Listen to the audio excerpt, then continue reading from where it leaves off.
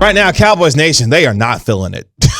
No, a lot of Cowboys Nation are not feeling what's going on right now. So let's jump. You know what they are feeling, though, is Bobby Wagner. They are. I can see that the truckwreck.com. Y'all want some Bobby Wagner real bad. And trust me, I am right there with you. But, Stephen Jones and his salary cap situation right now simply. Well, you got some just hate in your heart for Stephen Jones. Won't allow it. It's not even that I hate Stephen Jones, man. I can't stand what he is representing right now when it comes to the Cowboys. That's a perfect way to open impeding progress. That's what it feels like. That's fair.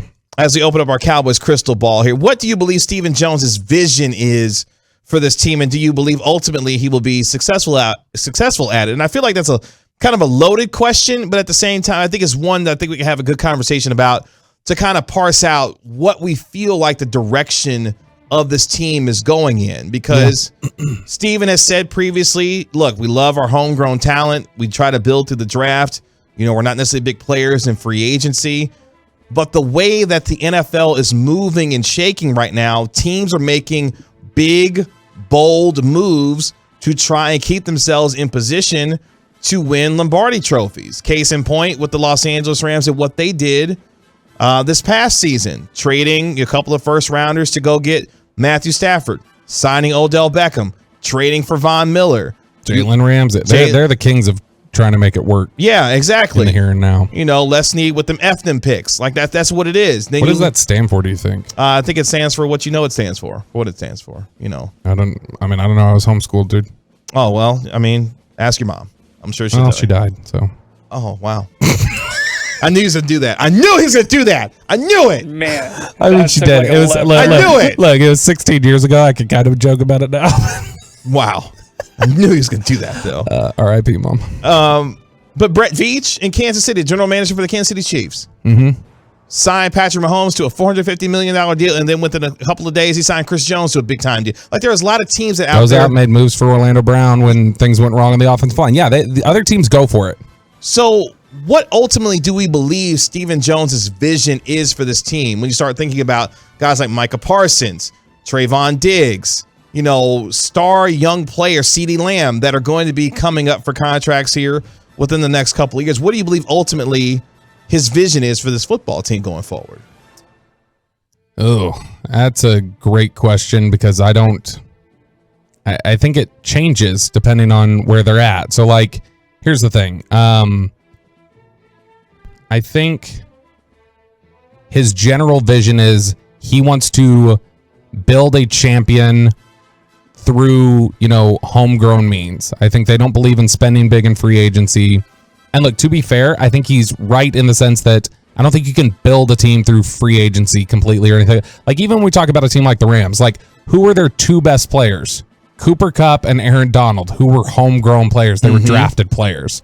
And so I think that there's a happy medium. I don't think you have to be all on the side of we never make any moves, we grow our own, and that's it. I remember there's a stretch when the Packers played the Cowboys in 2014 in the playoffs. I remember there was some nutty statistic going around, and I can't remember. I'm pretty sure it was that the only player on their roster who ever, that was not acquired solely from Green Bay was Julius Peppers. Mm-hmm. But, they also went out and got Julius Peppers. Exactly. Is the point. And so, and the Cowboys, when we talk about them winning Super Bowls, they went out and got Charles Haley. But it wasn't got Deion Sanders. It wasn't an Amari Cooper situation where the Amari Cooper. I don't think they get a ton of credit for the Amari Cooper one as an example of look, that's them going for it. They had to do something. They were floundering. It was falling apart. That was to just salvage the season. That wasn't to hey, this pushes us over the top. They don't make those push us over the top type of moves, and that's what's frustrating. I think they generally build the team the correct way. I think building through the draft as your foundation is the best way to do it. Sure. But, go out there and make a couple moves. I'm going to have to do this as a research project again. I've brought this up a couple times and I forget that when you look back at all the past Super Bowl winners, all of them had at least one major outside, over the last decade. Acquisition, yeah. All of them had at least one. Even a team like the Patriots that are the Patriots, they went out and got Darrelle Revis in 2014. And that's a big reason they went out and beat the They went and got Seahawks. Randy Moss, even though they didn't win a Super Bowl. They went out and got Randy Moss. The Seahawks went out and they got Percy Harvin and made a difference, had a kick return for a touchdown in that game. Like, all these Super Bowl champions, they go out and they make moves. I'm not just talking about, like, Denver went out and got Peyton Manning and won the Super Bowl 3 years later. I'm talking about, like, these teams go out there and make these moves the offseason before they win. They have a big acquisition. And Dallas doesn't really play in those waters. And that's, in this salary cap era, is not a normal way to build a Super Bowl winner. Which that statement right there, that concerns me most, because generally when you look at this team and how they operate and build a roster, you theoretically want to be able to draft well and scout well and be able to grow talent that you can lean on to pay once those guys are coming up, because you know that you've been able to develop and grow them into the kind of players that have become stars on your team. But at some point, you've got to be able to look at your situation and say, we're close. We have a chance to be able to supplement our team and potentially get ourselves over the top by adding a couple of pieces that we feel like can get us closer to a championship or actually winning a championship. It's the same way that happened in the early 90s. Jimmy found Troy Aikman, Emmitt Smith, Michael Irvin, homegrown guys that were drafted, but you also at some point had to go get a Charles Haley. Mm-hmm. You went and got a Deion Sanders. You got, guys like, other names you can think of. They went out and got those guys, and those guys helped win championships for the Cowboys in that way. And there's nothing wrong with that. And the Deion one, I've had some people point out before that, well, Deion, like, they did that because Kevin Smith got hurt. And it's like, yeah, okay, he got hurt. But, like, honestly, a very close parallel, not totally the same because we're talking about better players with Dallas. Sure. But a close parallel is Dallas was in pursuit of Deion Sanders. Then week 1 against the Giants, Kevin Smith blows his Achilles, and then it's like it becomes a necessity. And it's similar to like the pursuit the Rams had of Odell. Mm-hmm. And then Robert Woods gets lost there, and it's like, okay, this is no longer just a luxury and something we'd like to do. But even when people have brought that up, like Dallas was still going out there trying to get Deion Sanders with Larry Brown and Kevin Smith as their starting corners on Super Bowl teams for a few years. And so, and again, 903, we just talked about that. Yes, the Cowboys went out and got Amari, but they were 3-5, and a lot of people thought it was a stupid trade at the time that they weren't even going to be able to. The questions about Dak were large and loud at that point. That was just to salvage a season. That was not you're a contender looking to make a move. That's not the Rangers are leading their division and they go out and they trade for Cliff Lee at the deadline to push them over the top and get them to the World Series. Those are the moves we're talking about. We're talking about making moves to push you over the top when you're already kind of a settled football team. So I think a lot of people feel this way when it comes to Stephen Jones and his vision.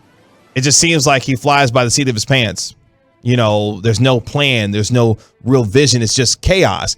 And I think the way that the Cowboys, it seems like they're very reactionary when it comes to how they handle their business. But they're also the ones that sign these contracts, put these contracts together, and then they cry wolf when they say, oh, well, we got to cut guys to get ourselves under the cap, when you've clearly mismanaged it before you even got to this particular point. Yeah. Which is like it seems like a revolving door of excuses and mediocrity based on the lack of managing your cap the way that you need to be in a position where you're not having to make these kinds of decisions year in and year out, it feels like. They shot themselves in the foot in large part. I think it's 75-25 their fault. But I will say there is 25%, and I think, Katie Drummond brought this up earlier tonight. We talked about the expected cap growth really hurt them. Yeah. When COVID hit and revenue stopped and slowed down, they were projecting, it's at $208 million this year. 2 years ago, when they were making some of their decisions to flip contracts and sign deals and flip these triggers, when they signed the Zeke deal, they believed that the 2022 salary cap was going to be between $218 and $222 million. And so we're talking about like they're, as much as $14 million off what they were expecting. And they lay these things out with certain expectations, and they had reliably been able to project some stuff out.